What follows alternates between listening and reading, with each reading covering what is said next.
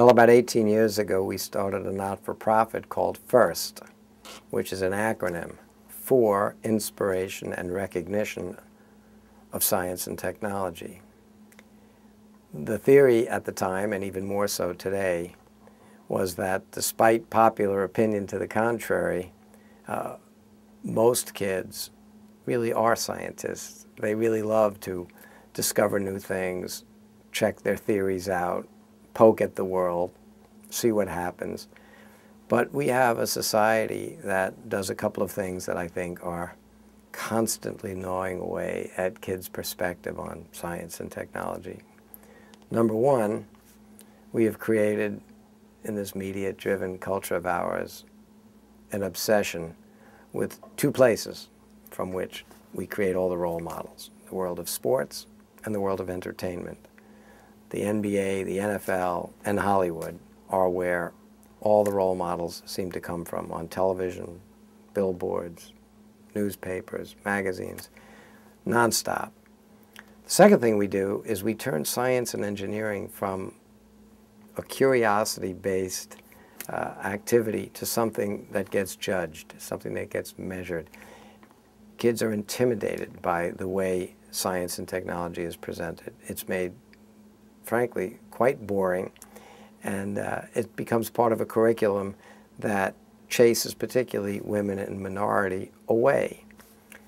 So 18 years ago, we decided that while other people interested in the problem of how are we going to get more kids in our pipeline, how are we going to stimulate the next generation of scientists and engineers, and those other people, whether they're governments, teachers, not-for-profits, foundations, all focused, and to this day focus on things on the supply side of the education crisis. They all want more teachers, more standards, more books, more tests, more you name it.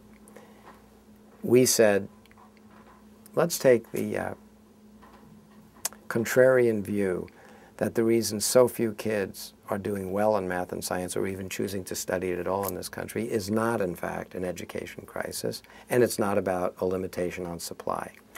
We took the contrarian position that science and technology simply aren't presented as being fun and exciting.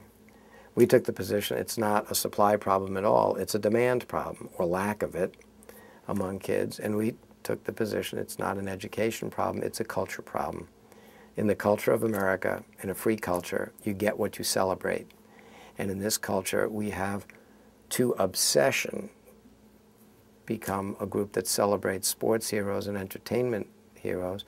There's no room left for kids to see even a little bit of the opportunities to really, really get excited about becoming an inventor, an engineer, a scientist, a problem solver. So we formed an organization for inspiration and recognition of science and technology. Notice the name of this not-for-profit doesn't have the word education in it. We're not an education foundation. We are for inspiring kids and having them recognize science and technology really are accessible. They really are fun. They really are rewarding. And they really are the places where career opportunities abound.